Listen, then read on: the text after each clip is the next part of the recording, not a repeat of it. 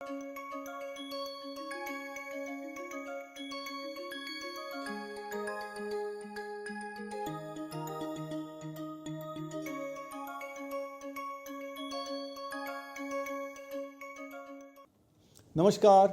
I'm Professor Devdi Purkayastha from IIT Bombay, and I welcome you to my course, Business Fundamental for Entrepreneurs. I also welcome you to this industry practitioner view of how to discover your customers so you can launch new products to meet their needs, whether you are a startup or whether you're working for a large company and grow your business. So today's speaker is Dr. Nishant Tikekar. Dr. Nishant Tikekar has done extensive work in the domain of medical devices at the Betic Lab in IIT Bombay.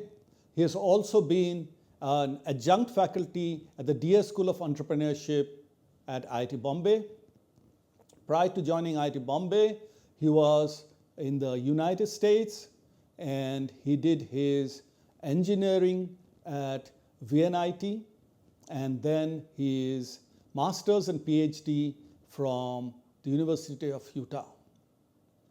He has done extensive research and publications in the domains of medical sciences, medical devices.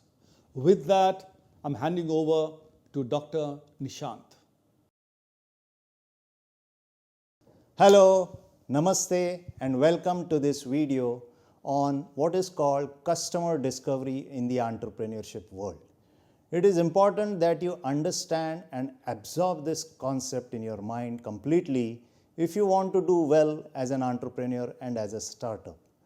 So, as you see in this image on the left, be it a startup, be it a small or a medium-sized company, be it a large business, large corporate, global corporate, all of them want to attract maximum number of customers to their business and to their products. Like a magnet, they want to have some kind of a magnetic capability in their products so that they absorb all kinds of customers, maximum number of customers, as well as the best paying customers, the premium customers. So what we will do in this video is try to understand what are the techniques to attract those customers, try to understand what is it that majority of the customers want in their products. That will help you develop your products in the best possible manner. Remember that developing a new product takes a lot of effort, a lot of time, and also involves a lot of financial cost. It is important that you optimize your efforts, the time spent on developing a new product, as well as minimize the costs in developing the new product. So we will try to look into some of the techniques that can help you figure out ways to do that. As seen in this image, we know today the global population has exceeded 8 billion people, and people all around the world are different from each other. Each individual is different. Not just that, there are regional differences. There are differences based on states, differences based on countries, differences based on parts of the world. There used to be a time when majority of the new products, the technology-based novel products, were developed in the Western world, and they were then exported out into other parts of the world such as India, Africa, Southeast Asia. But today the times have changed. We are in the 21st century. We live in an internet-driven world. The world has become a lot more flatter.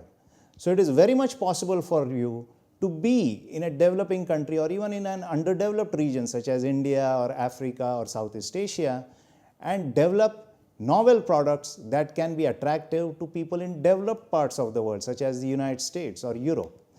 So when you think of potential customers, you should think at a global level. Consider all potential customers at the global level. They can be in any part of the world. And make sure that you find ways to reach those customers. But before you do that, it is important to understand in particular what are their needs and desires. What is it that they want in the potential products? This will help you develop the best possible product to begin with and also quickly sell them and generate a lot of revenue. And this is important from the perspective of a startup because a startup has already incurred a lot of costs before they launch their first product and has very little time, very little gestation period to recover those costs. Now, based on your product, you should try to figure out the concept of TAM, SAM and SOM. TAM stands for total addressable market, SAM stands for serviceable addressable market, and SOM stands for serviceable obtainable market. So let's speak briefly about this. Let's say you have a product that will be used on a daily basis, let's say an exotic perfume, that you want to launch in the market. Now, who are most likely going to be the customers for this new exotic perfume that is going to be very expensive? Chances are these are in the higher income category around the world. Most people in the higher income category are either business owners or are highly educated. So that becomes your TAM. Across the world, you should try to determine what is the population or the number of people that satisfy this category of high income. That becomes your TAM. Once you have figured out the TAM, you should focus on a certain specific region. Let's say you choose to sell your products only in India. That becomes your SAM. You want to target high income people within India, the higher educated people, the business owners in India. And within this group, within the group, Indian group, you should try to figure out who would actually be willing to pay for your product.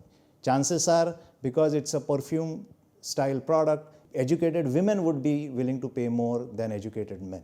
So that becomes your SOM. It is important that you understand these concepts before you begin your product development and startup development, so that you can reduce the gestation time of the development of your product and do it at minimum possible cost. So, irrespective of who the target customer is, each customer has his or her own needs and desires. Now, if you try to figure out on an individual basis, it becomes an impossible task. But what can be done is you can try to figure out the needs and desires of multiple people and find out the common needs and common desires within that group. Obviously, a new product has to satisfy at least some of them, if not all of them, the needs and desires that the entire group has. Based on the needs and desires, you should try to develop your product and highlight the features of the product such that they address the needs and desires of the customers. Increasingly, not just that, what you have to offer is a wholesome user experience. A great example can be that of a smart glass. Smart glasses come with a lot of features, but if they do not offer a complete, wholesome, enjoyable experience to the customer, they fail. This has happened in the past, this can happen in the future. Obviously, you don't want to be in that seat where your product has failed. So as seen in this image, you have to make sure that you have the right product features that you can offer as a value proposition to the problems or the needs and desires of the customer. Always try to solve the problems faced by the customer, offer a solution, not the product. So as seen in this image, if you try to fit these square pegs into these triangular crevices, do you think it will work? Certainly not. They will never fit. So what is important to understand is the concept of the right product market fit. Sometimes this may seem very obvious. Don't you want the product that you buy to satisfy your expectations? Yes, but there are hidden things in each individual personality that you should understand to develop the best possible product market fit. If that is not done, chances are your products can fail. A good example is that of Google Glass. Beautiful product developed by the largest company, best possible technologically advanced company, that did not work when it was launched. So, it is important that you understand your customer, understand their needs and desires, and make sure that your product features and the value proposition that your product offers is in perfect alignment with the needs and desires of the target customer. Only then you should proceed to developing your product and not before that. So to understand your customer, how do you go about understanding different customers? What you need to understand is the concept of customer persona. What makes a customer persona? The obvious characteristics are the physical characteristics, the age, the looks, the gender, the body type, body size, etc. However, the not so obvious characteristics of a customer can be their geographical region, their historical background, their cultural background, their religious beliefs, their social circumstances. Even less obvious characteristics are their income, their designation, the company that they work with. All of these constitute customer persona. But if you dig even deeper, what you should try to find out is what are their personal values, what are their personal likes, what are their dislikes, are they facing any certain kind of challenges. Only when you find out all this information of a large number of potential customers, you will be able to define the customer persona. So what we see here are the different pillars of segmentation. Typically, a customer persona can be segmented into the demographic characteristics relating to the obvious age, gender, physical characteristics, their educational achievements, their income, their designations, the company they work for, or the geographical characteristics depending on their location, city, whether they are urban customers or rural customers, whether they are in a specific state or region of the world, the local culture, the overall climate can influence their choices. All of these play a role in deciding what product should a customer spend their hard-earned money on. The not so obvious characteristics are under the two pillars of psychographic and behavioral. Psychographic constitute lifestyle, interests, attitudes. Note that even two brothers with the same background and that grew in the same home may have different interests, different lifestyles, different attitudes, certainly different opinions. And then, of course, further you should try to understand their deep values, their behavioral characteristics, such as what stage of life they are in, what are the benefits they seek from this point as they go forward in their lives. Only when you get all this information are you ready to start building your product. Once you collect all this data, first key thing is to collect all the data in an objective fashion, in an unbiased manner, in an open, transparent manner, so that even the customers are aware that you are developing a new product and you have the right data. Once you collect the data, you can then work on the data and segment the potential customers in different categories as seen in this image on the left. So let's take an example here of how you can segment potential customers. This is a graph of income versus age. We have categorized customers into three different categories: students, retirees, and working executives. As seen, students and retirees, chances are they will have less income, which is why they are lower on the y-axis, while working executives will obviously have a lot more income, which is why they are higher on the y-axis. However, students tend to be younger, so they are on the left of the x-axis or age. Retirees tend to be older, they are on the right of the axis entitled age. Executives fall in the middle. With this kind of segmentation, you can identify which is the group that you want to target depending on your product. Once that is done, now let's say you are developing a product that will likely be utilized by young working executives. Now, within that age group, as seen in this image on the left, you will find all kinds of people. They will look different, they will appear different, they will dress different, they may have different attitudes. So, how do you determine who is most likely the working executive that will pay for your product? Chances are he or she looks something like this. He dresses up well, he looks better educated, he looks very decent and appears formal in his attire and behavior. That is the way to define your potential paying customer.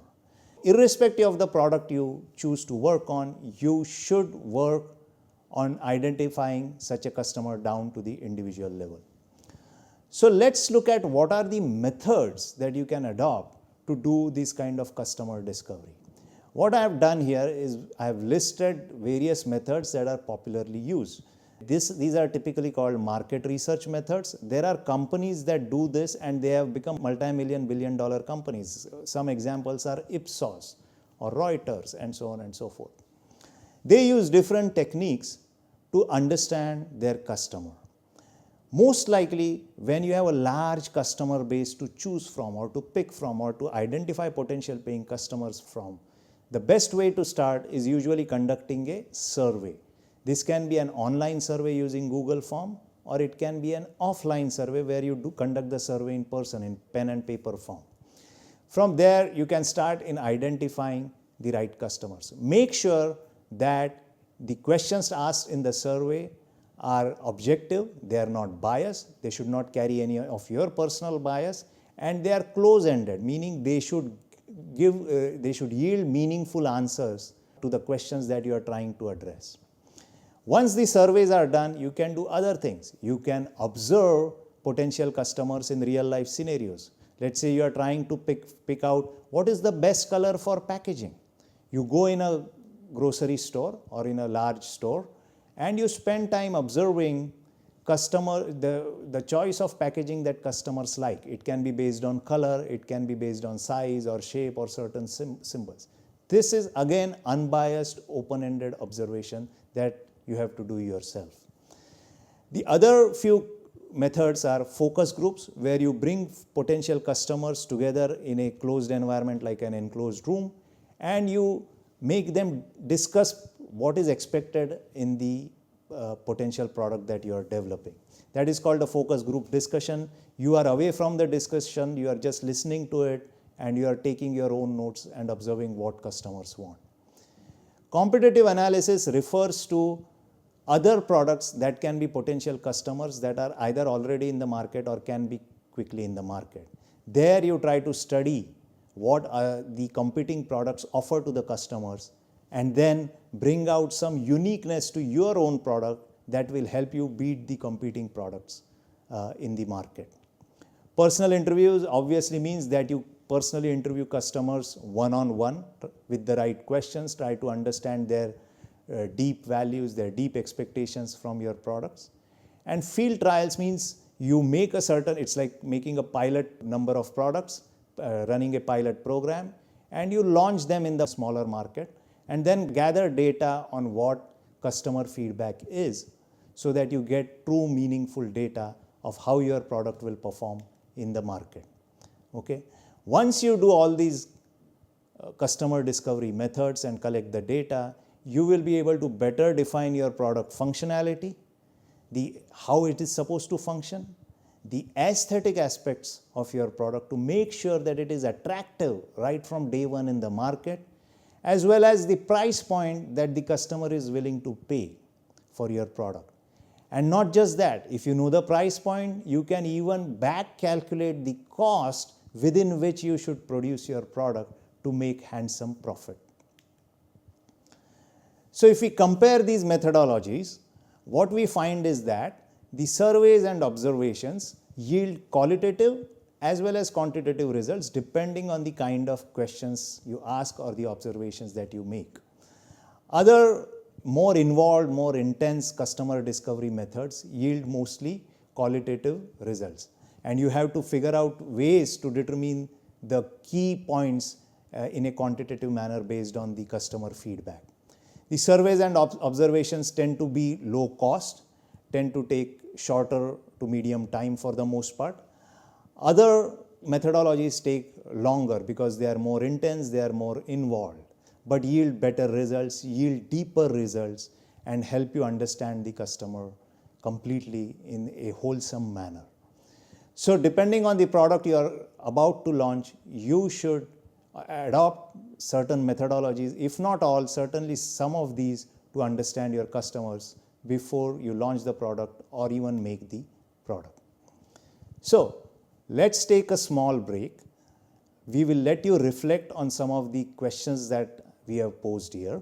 We want you to answer them in true or false, and we will come back to further explain how to make your products and how to address customers Thank you.